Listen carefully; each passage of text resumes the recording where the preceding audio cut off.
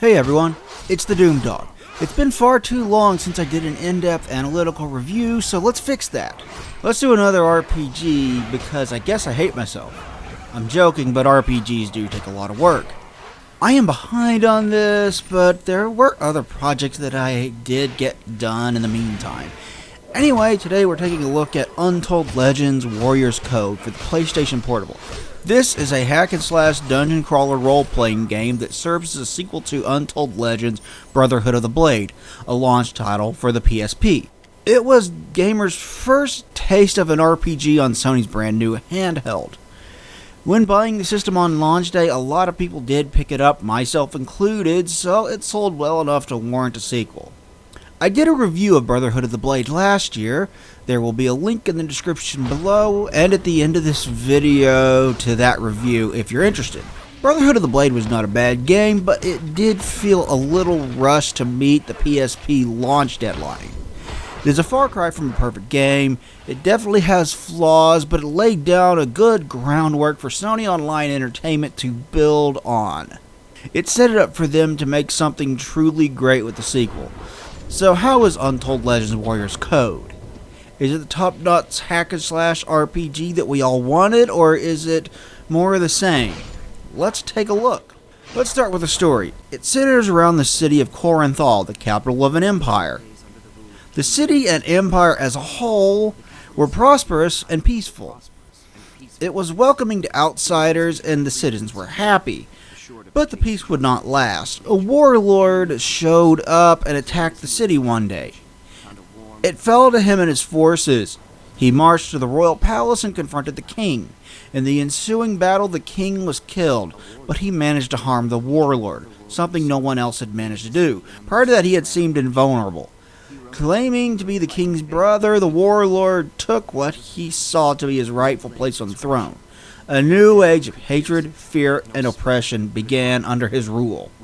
The game proper begins several years later into the warlord's rule. After creating your character, you begin in the sewers of Korinthal. You are on your way to a secret meeting with the sheriff of the city, and you sense that you might not be alone, as if someone may be watching you or following you. Deal with enemy forces and make your way to the meeting. At the meeting, you are told that the Emperor is planning a mass incarceration of changelings within a few days, and that means you. Changelings are humanoids that can shape-shift between a beastly creature and a human figure and back again on command. The others at the meeting do not trust the sheriff, thinking he may be an agent of the Emperor, but you do have to listen to him, at least for the time being. He says that you need to escape the city tonight before the Emperor's forces come for changelings if you wish to live. Before the meeting can conclude, an enemy general named Rukaji bursts in and breaks it up. The sheriff offers to fight him off to give you time to escape. The others are temporarily captured, but you rescue them before you escape.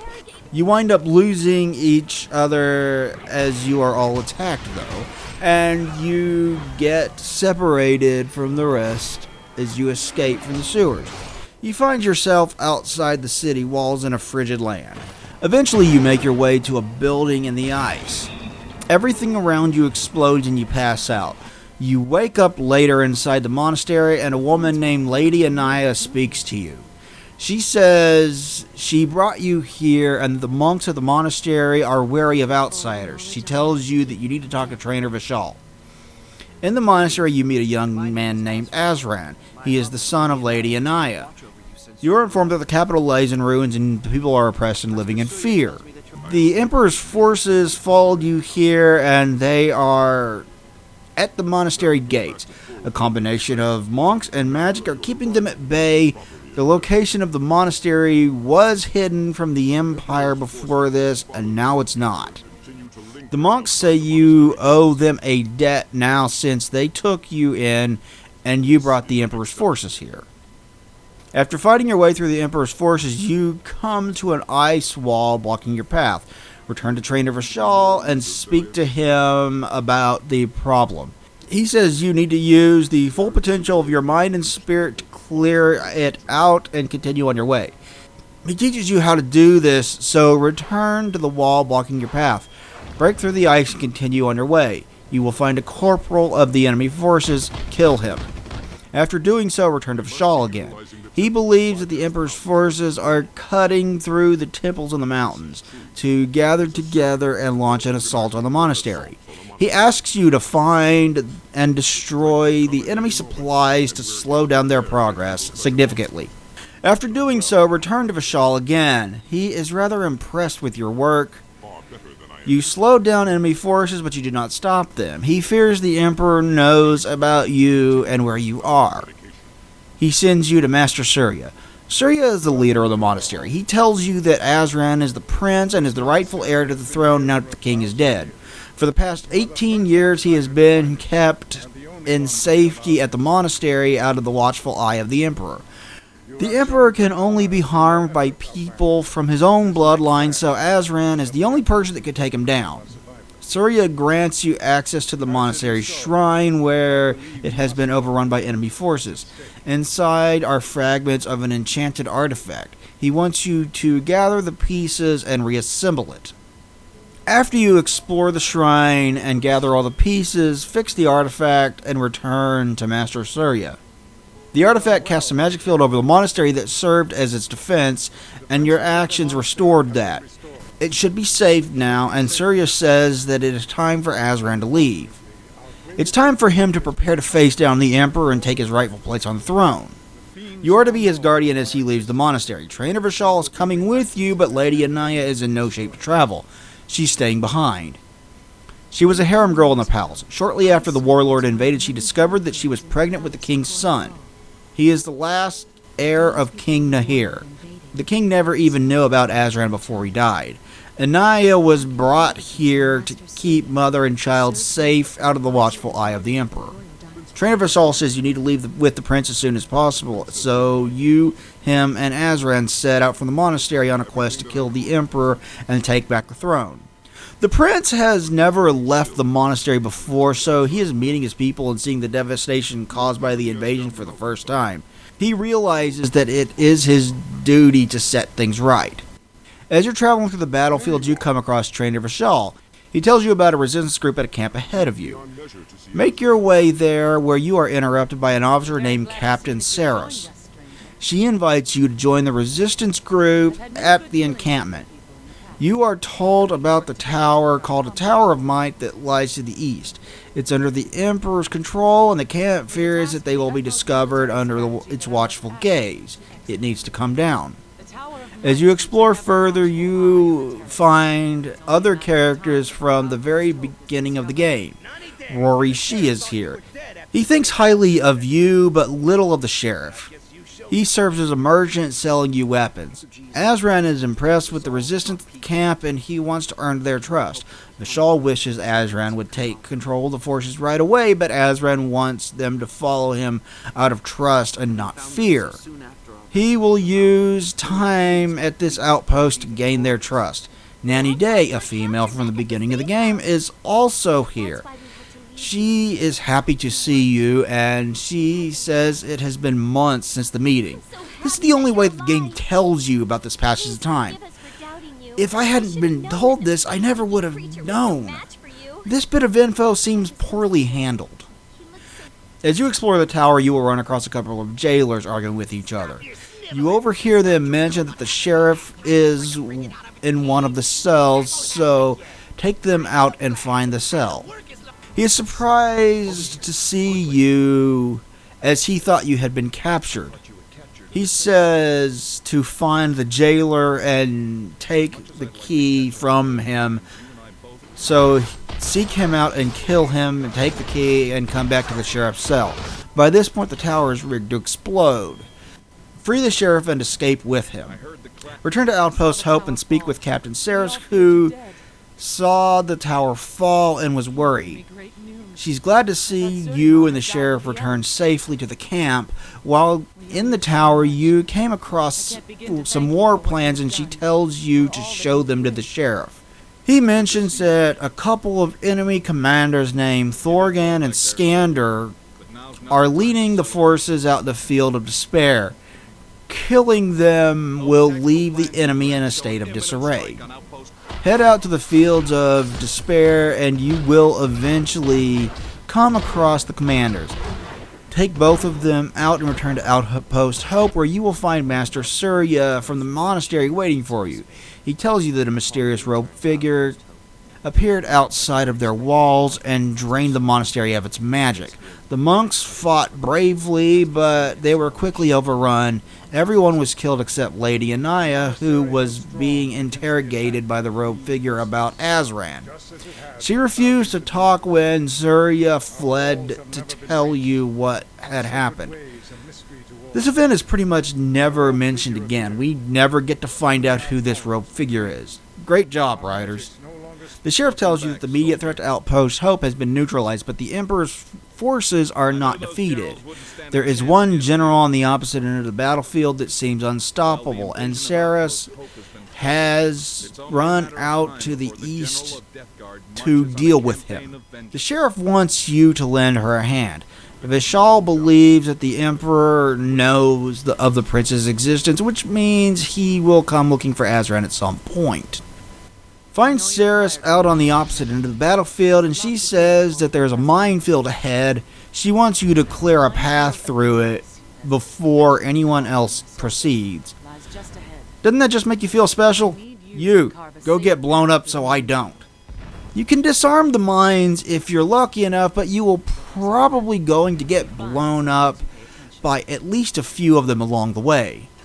You guys can't give your hero some kind of power or item to help deal with these mines or something? Alright then.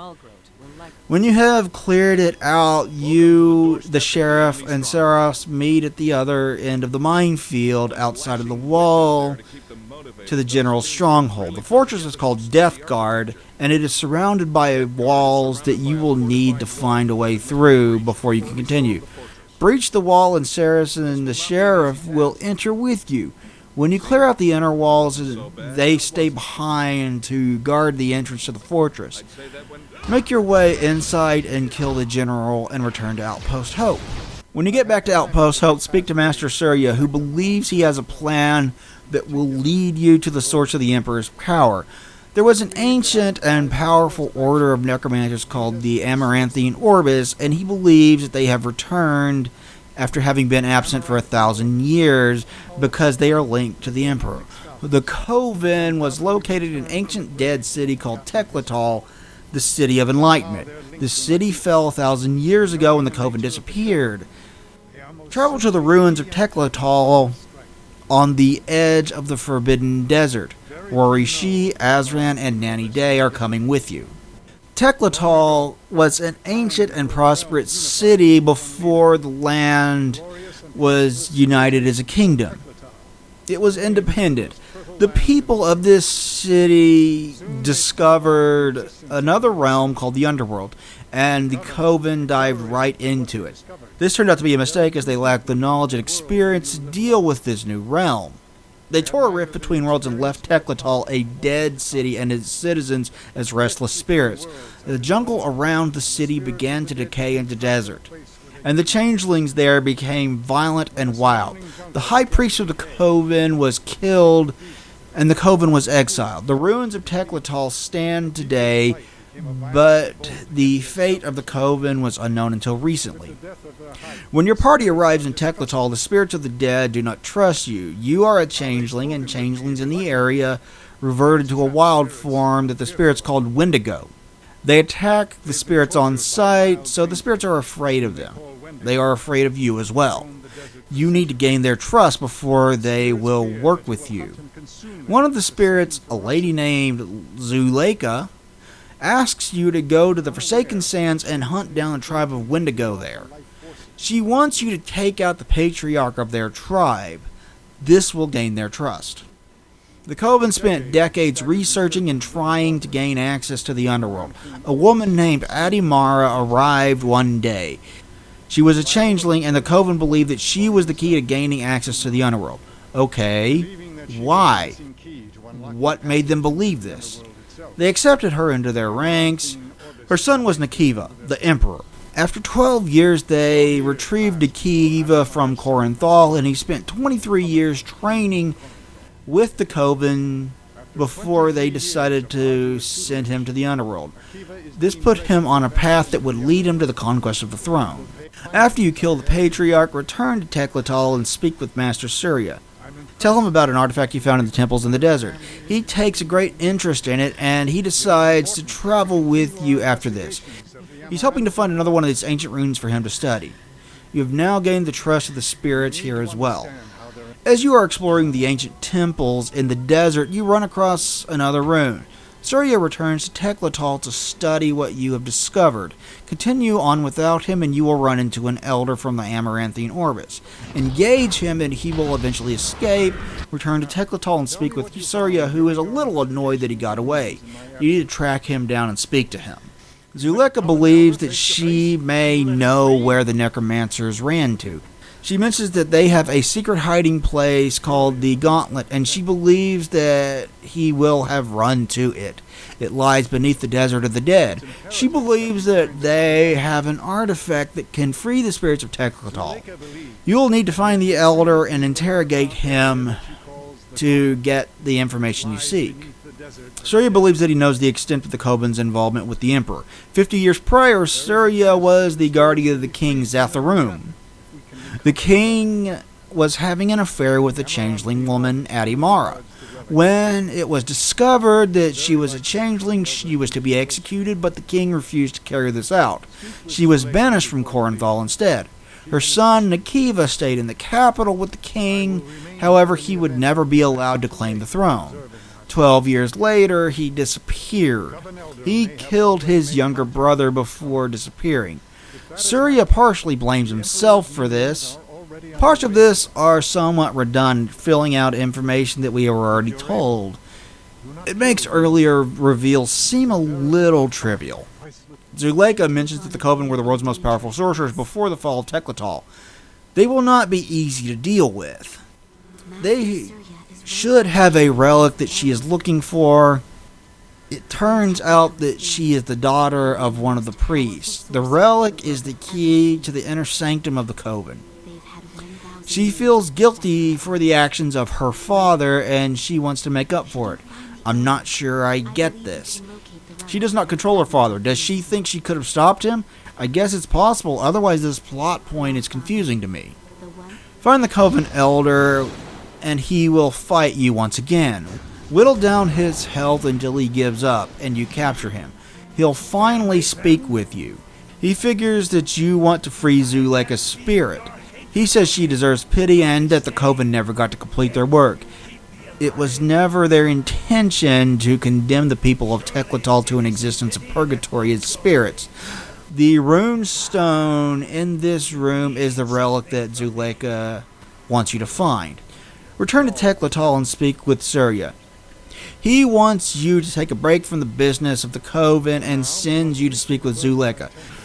She wants to enter the Forgotten Temple with you. It is the location of the altar where the Coven performed the fateful ritual that doomed Teklatal. The Elder mentioned that it was not finished, and she wants you to finish it. Spirit Essence is the only substance powerful enough to complete the ritual, and she is willing to sacrifice herself to free the other spirits in the ancient city. Complete the ritual, and Zuleka will sacrifice herself. She tells you not to mourn her, as she is finally free from centuries of guilt over what her father and the Coven did. The rift between the worlds is now closed, and the spirits of Teklatal are now free. When you return to the city, you will find that it is now empty save for you and your companions. Speak with Surya. He says that you now need to return your focus to the Coven. Go speak to the Elder and, again, interrogate him. He mentions that the Emperor is trying to eliminate changelings. He believes Nikiva is doing this for a good reason. He does it for his own survival. He can only be harmed by his own blood, and he believes that he may have a changeling brother. He's trying to eliminate them before any changeling can challenge and potentially kill him. Nikiva's power is tied to the underworld, and you need to travel there next. The Coven Elder believes that you will not survive the trip through the underworld, though. He believes it will consume you, and he is only helping you to gain knowledge from your failure. Let's prove him wrong. Later on in the temple, you'll find a guardian watching over the portal to the underworld. Take him out. As you are about to enter the portal, the elder escapes. He shows up and warns that if you should enter the portal, you will never return. Surya shows up as well and starts fighting with the Coven elder. He tells you to enter the portal, and he will deal with the Coven. Enter the portal as they start fighting, and you will find yourself in a blue and purple swamp area. After fighting through the swamp, you do eventually come across a friendly inhabitant. He is a member of a race called the Sumdai, and he invites you to a nearby village. The Sumdai in the village do have the knowledge that you seek, but they do not trust you. They ask a favor of you before they will speak to you. Many years ago, Nikiva came through the underworld, and he left suffering in his wake. They want you to prove that you're trustworthy, so they ask you to go back out into the swamp and feed a giant creature called the Bulwark. It's nearly starved to death, and they want it to regain its strength. All you have to do is lure enemies in and kill them so it can eat the corpses. After you feed it, return to the village and speak with the Sumdai named Baron Grimos. He seems to have been expecting you. I do not entirely know why, but he was looking forward to your arrival. How did he know that you would come? Nikiva was here before, but that was a long time ago. You have little to no connection with him outside of being a changeling trying to hunt him down. Anyway, he mentions an instance years ago where a powerful servant of the Overlord named, however the fuck you pronounce that shit, and visit your world. Does this sound familiar? If you played the first game or watched my video on it, it should. This was the big bad guy in that game. This game takes place in the same world as Brotherhood of the Blade. It did not need to be, though. This really is the only time that the first game is brought up at all. You could have easily cut this small segment of dialogue from the game, and it would have changed absolutely nothing. Why do the devs feel the need to connect the two games like this? It's kinda strange. Anyway, when Nikiva was here years before, he demanded that Sumdai serve him. They refused and kicked him out of their village. He turned to their enemies, the three Yethru princes, to aid him. The World Stone was destroyed, and the Urumshai grip on the world was weakened. The princes seized control, and the Overlord's power was transferred to Nikiva. No, I have no idea who or what that is either. I also do not know what the Yethru princes are. Is the Urumshai the Overlord? It's all pretty poorly explained. This is the most problematic part of this game's writing, if I'm being honest. The Yethru are hunting down the Sumdai and enslaving them, but they have not gotten to the village. The villagers will offer their help. You need to enter the palace of the princes that contains the fragments of the stone. Destroy the fragments to weaken Nikiva's power. They are the source of his power. To do this, you will need to disable the drawbridge, enter the palace, and find your way to the throne room and slay the three princes. After that, another Sumdai will instruct you further. Make your way to the throne room and kill the princes. They disappear and a portal opens. A Sumdai from the village walks through it. Speak with him and he tells you that this was a necessary step toward your goal in destroying the fragments of the stone. The fragments are all protected with trap spells, so you will need to be careful when you shatter the cases and destroy them. After you destroy the fragments, return to the village.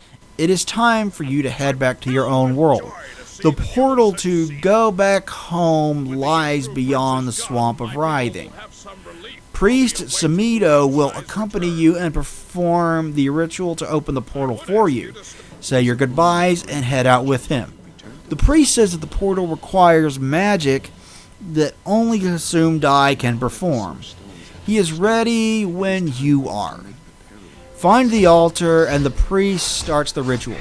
Protect him as he carries out and make your way through it. Saris is waiting for you on the other side. She tells you everything that has happened while you were away. Sheriff Surima sneaked the group back into the Koranthal, into an ancient secret spot out of the watchful eye of the Emperor. He began leading strikes against changeling loyalists, but he was captured on the third one, along with the rest of the party. Only one of the scouts made it back. The Emperor has scheduled an execution, and you need to rescue him again. You have a very short amount of time to do this, so be quick about rescuing the sheriff. When you do free him, he says that you need to find Rukaji, the changeling loyalist general that broke up the meeting at the very beginning of the game. He needs to die before he finds the group's safe house. You run into Rukaji and he orders his men to stand down. He attacks you. Take him out. After you beat him, he delivers a serious blow to Surima. He is about to kill the sheriff when Captain Saris attacks him.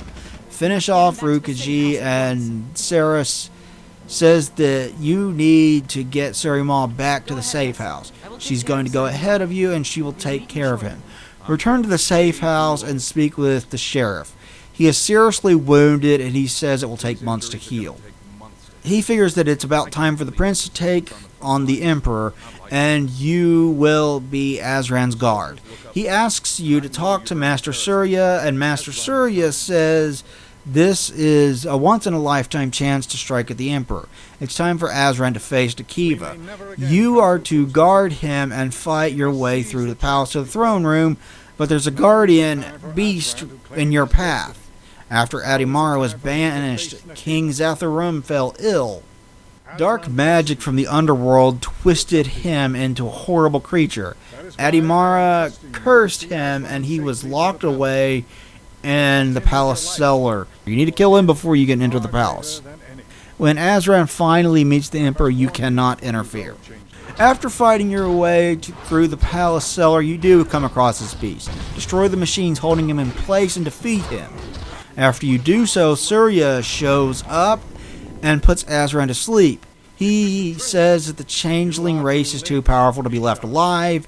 He wants Nikiva to wipe out the changelings before Azran fights him. He orders Vishal to take the prince and leave. Vishal refuses and says this makes no sense because you have proven your loyalty. Surya calls him naive, and you have to kill him. It's like the game's doing my complaints for me. This plot twist feels completely out of left field. Why wouldn't Surya trust you? You have literally been with him from the very moment that you arrived at the monastery. You have completed numerous dangerous tasks for him and he still doesn't trust you? What the fuck? This feels like a plot twist for the sake of a plot twist. After killing Surya, Vishal says he must have followed you here. Vishal noticed that Surya was missing from the camp and he set out to look for him. The Emperor is just ahead. Vishal returns to the camp to heal up and tell the others what happened.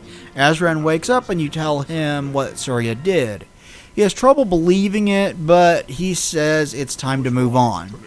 You come face to face with Nikiva. Azran says that he is the rightful ruler, and Nikiva must pay for the years of suffering that he brought upon the land. Nikiva says you're not allowed to interfere with the battle, and he sends enemy forces to deal with you. Take out the machines that they are porting out of as Azran and Nikiva fight. Nikiva cuts Azran down, and he lies on the floor near death. He attacks you and you have no choice but to take him down.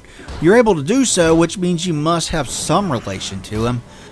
I guess this needed to happen for the sake of the story, but the game never really does anything with this plot twist, other than letting you kill the Emperor. Anyways, after you defeat the Emperor, he transforms into a much less monstrous form, and he starts acting completely different. Is he Shai now? I do not know, but he acts like a completely different person that was trapped inside Nikiva.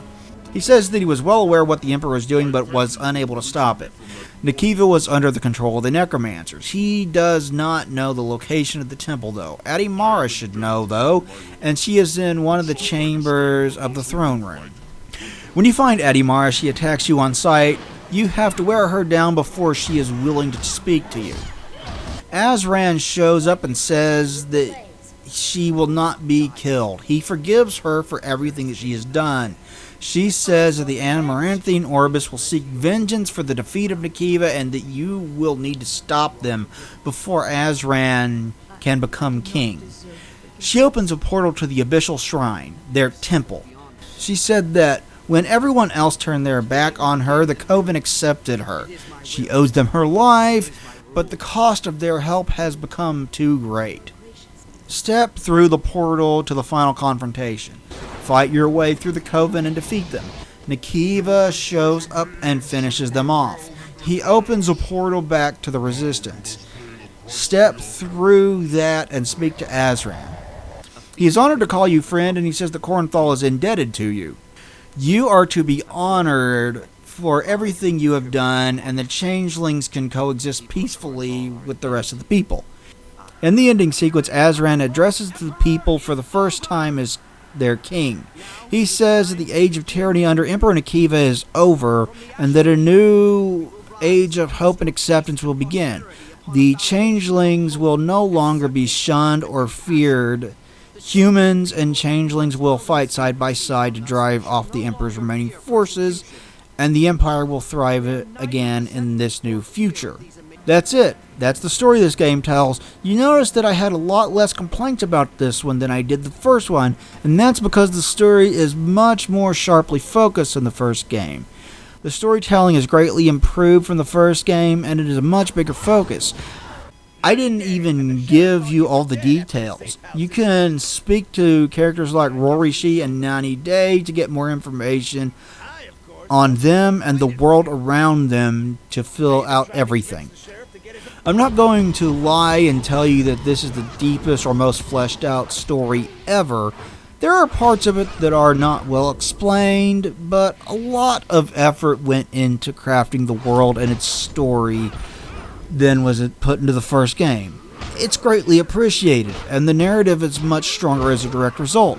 One thing you will notice right off the bat is that this game does away with the text scrolls of the first game.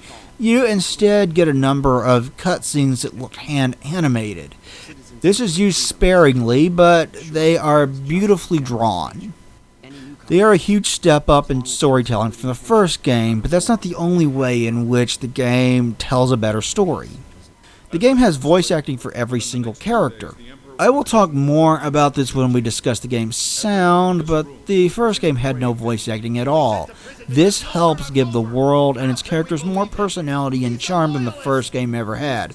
The characters all have more to say than a few lines of dialogue, and all of it is acted out. It really helps the world and the characters feel much more memorable and feel much more fleshed out. There are also brief in-game cutscenes that show off major events in the story. These aren't ultra flashy or highly memorable or anything, but they are appreciated. In the first game, the actions carried out in these scenes would have been told to you through text boxes, and the text scrolls instead of shown to you.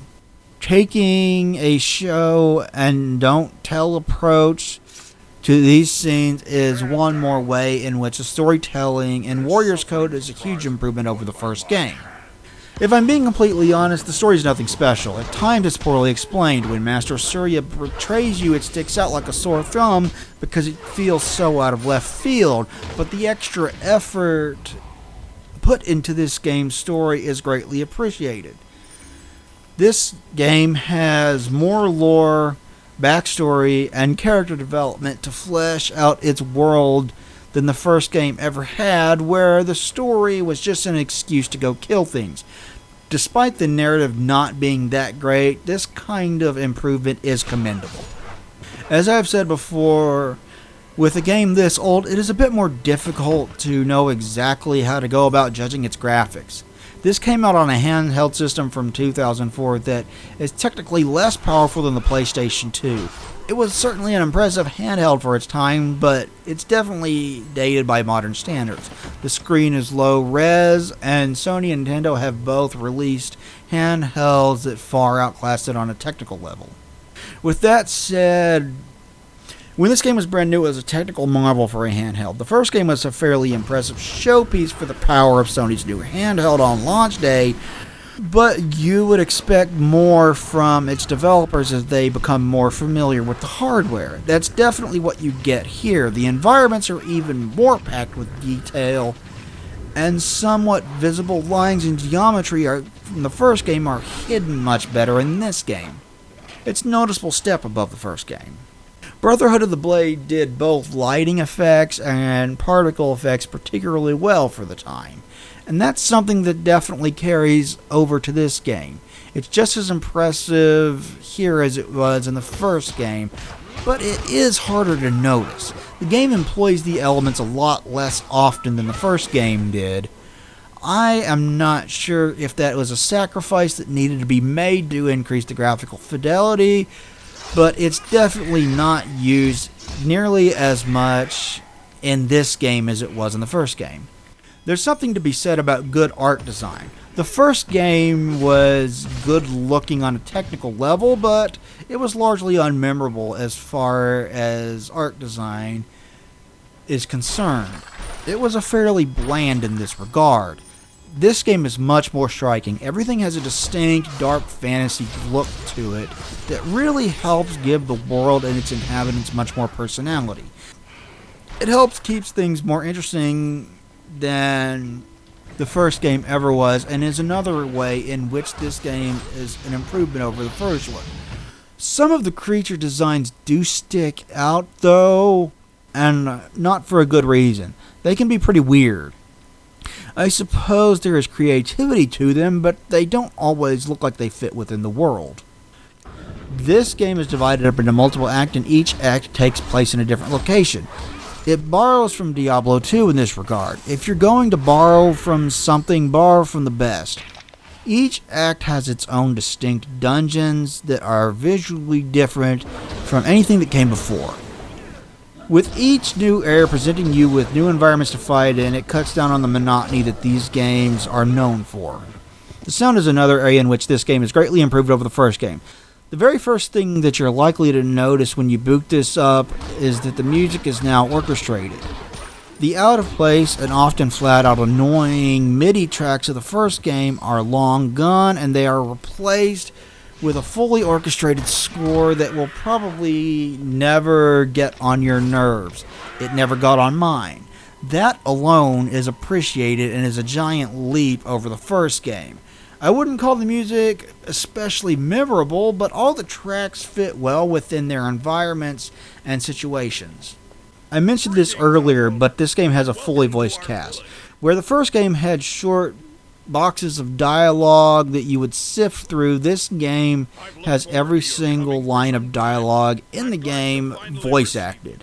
The voice acting can be a little bit goofy and over the top at times, but it's never laughably bad. Most of it is pretty good. It's all good enough to get by at the very least.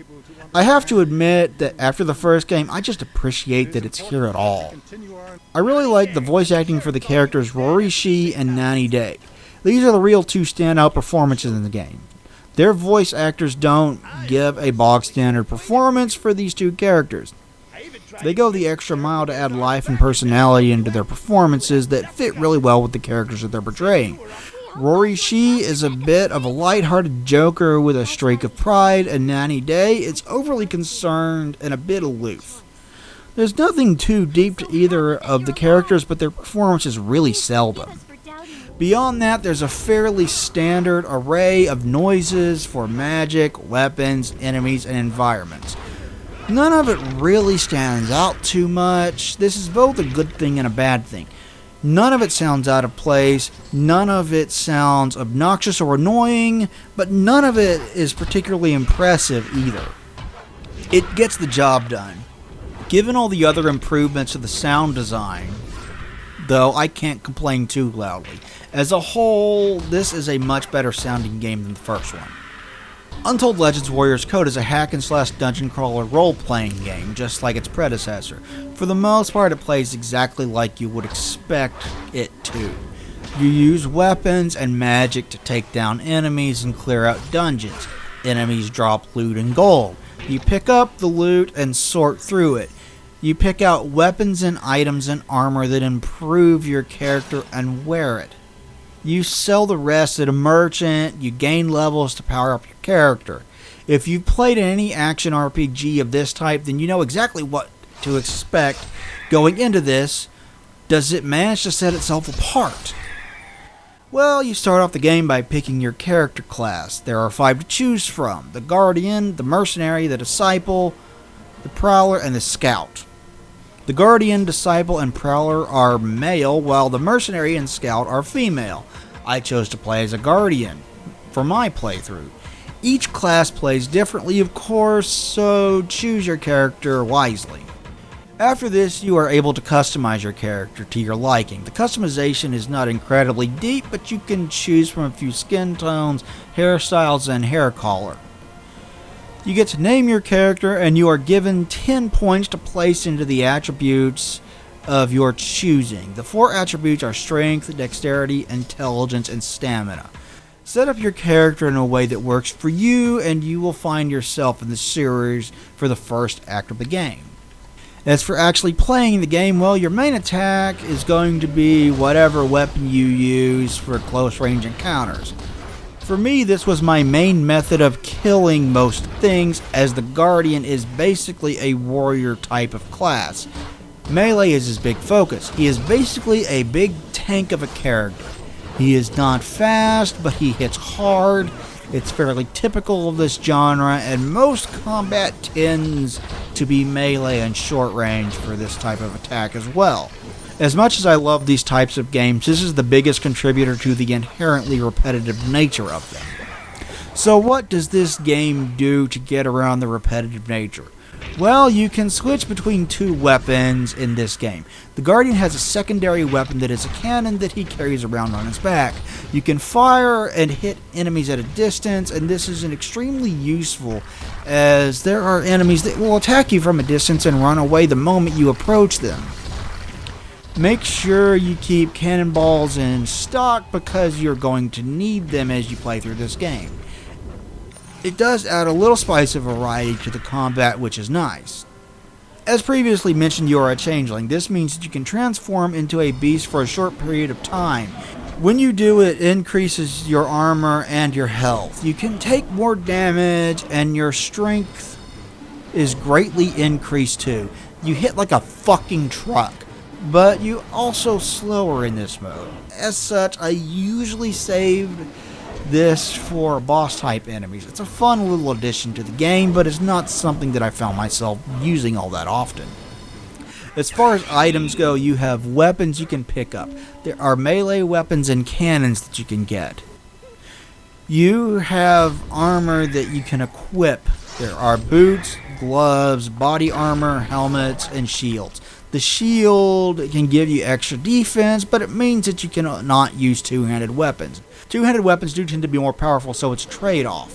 You can also wear a necklace and 2 rings to increase your power. This game does have socketed items just like Diablo 2. I'm convinced that the developers played a lot of that while they were making this game, because it's structured similarly in a lot of ways. Well, Diablo 2 is the gold standard for this sort of thing. You have runes that you can place into these weapons and armor to increase their power. You'll either get damage increases, or it will give you stat boosts, such as increased resistances to different types of damage. It lets you add a little bit of customization to socketed weapons and armor. The way the menus are laid out is a bit confusing and overbearing at first. It takes a little bit of getting used to, because there are so many menus to sort through. When you do get the hang of it, though, it is much better than what you have in the first game. Remember how the first game had you slowly scrolling up and down while you were sorting through items in your inventory? Well, that is long gone. Praise Jesus. Sorting through the menu is no longer an annoying chore. This is a quality of life improvement, but it does go a long way to making sure that this game feels and plays better and less annoying than the first game was. The menu does have a lot of information in it. It has pages for your weapons, armor, and trinkets. These are the pages that you will use the most. After all, loot is the name of the game. You have pages for stats and skills, as well as your journal to keep you up to date on your current quest. There is a world map where you can pick locations that you have visited and hop back and forth between them. You just select where you want to go and appear there. It works like fast travel. There's a local map showing the current dungeon that you are in as well. It's a lot to keep track of, but it does not take that long to get the hang of. Once you do, you will find that it's much better laid out than the first game. As expected, you will level up and become more powerful as you play through the game. With each level up, you are given 3 attribute points to place into intelligence, strength, stamina, or dexterity. You can put all 3 of them into one, or you can pick and choose which gets a point. You are also given a point to put into special skills. There are a lot of these, and they all do something different. Some are passive skills that give you boost, while others are activated and are essentially magic. You cannot max all of them out. There are too many of them for you to do that. So read through them carefully and choose your skills to build up the character that best suits your playstyle.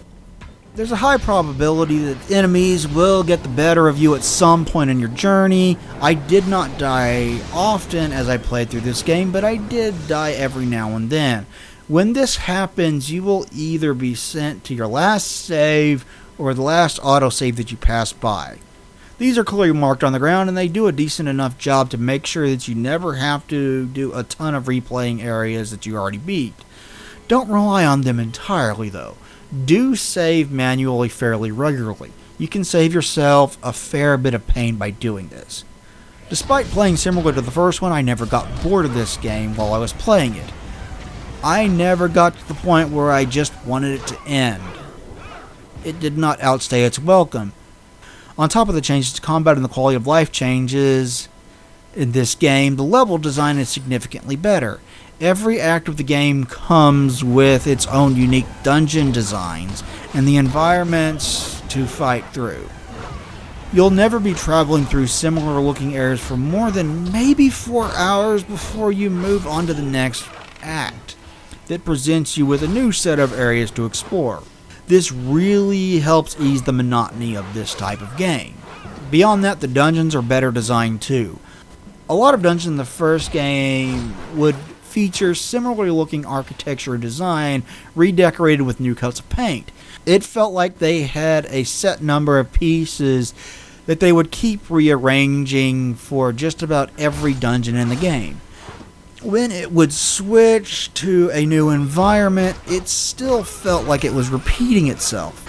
This does not do that. The dungeons have a lot more handcrafted and unique feel to them. Dungeons within each act will have similar art designs to them and very different layouts. This helps a ton with how the game plays. It's amazing just how much more fun the dungeons are in this game as a direct result. So how about the replay value? Well, remember how the first game didn't have online play at all? This one fixed that. You can't play online anymore because the game is more than a decade old at this point, but it did have online straight out of the gate. While this does not apply now, I am glad that it was here for people to have enjoyed when this game was new. It was stupid that the first game did not feature this at all, as this is a big selling point of this type of game. It was on a handheld capable of playing online as well. It has local multiplayer as well. If you happen to have multiple people with multiple PSPs and multiple copies of the game, you and your friends can play through this adventure together. Co-oping always makes the game more fun, and this game even shipped with a few competitive modes as well. Those are rare in this style of game, and I do wish I could show them to you. As far as single player replay value goes, though, I can see myself returning to this game long before I returned to the first game. It was an enjoyable adventure, and I would have no problem playing through it a second time. There are certainly plenty of ways to play through it a second time. This game offers up 5 classes, one more than the first game did, and each class has a wide variety of skills to choose from. You can build a character that is unique to you to make each playthrough a bit different from each other. It's a fairly lengthy game, clocking in at over 20 hours as well. There is plenty of reason to play through this game again. All in all, this is a much better game than the first one. The graphics are better, the story is better, the storytelling is better. It had online multiplayer from day one. The music is better. The game actually has voice acting. The dungeon design and structure of the game are both improved, and the menu system, while a bit clunky, is a lot less annoying to navigate than the first one. It improves upon the first game in just about every single way. With that in mind, tell me, what the fuck is this shit? Look at the Metacritic scores. They're almost identical. Not only that, but Brotherhood of the Blade is 3 points higher than Warrior's Code. It has a 68, where this game has 65. Seriously, what the fuck caused this? This game is a massive fucking improvement over the formula established in the first game for a better overall playing experience, but you wouldn't have guessed it from looking at this bullshit. You'd think the overall score would be at least a letter grade higher, right? Oh well, I guess that's one more reason to be wary of critics and to never use scores in my reviews. Anyway, thank you for watching. I know it's been a long time coming for this review. It has taken me far too long to piece together. I am glad that it's finally done. I hope you enjoyed my look at Untold Legends Warrior's Code. If you're a fan of this type of game, I would recommend picking up a copy. It's a decent little adventure. It's not mind-blowing or anything, but it's pretty good. Please like, comment, and subscribe down below. Ring the bell to make sure you get notifications from this channel, and we'll talk to you next time. Doomdog out.